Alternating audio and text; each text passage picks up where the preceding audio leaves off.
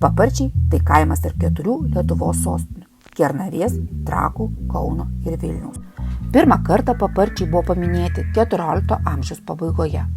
Na, o nuo 17 amžiaus vidurio yra glaudžiai susijęs su dominikonų veikla – ekonomikos, kultūros, švietimo ir tikėjimo srityse.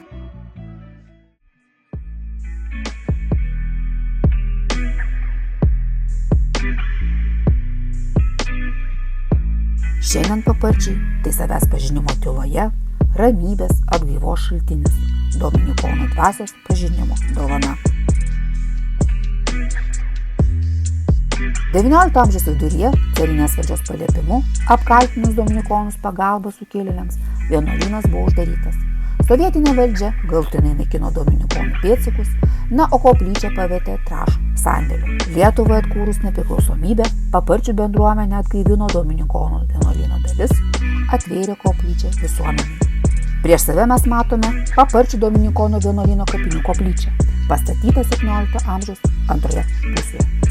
Koplyčios interjerą puošia iliuzinis ant sienos tapytas altorius, kuriame buvo Švento Vincento Farijiečio paveikslas, seko technikos tapyba, dengti skliautai ir sienos. Neseniai atkurtos freskos, užkonservuotos pažeistos vietos.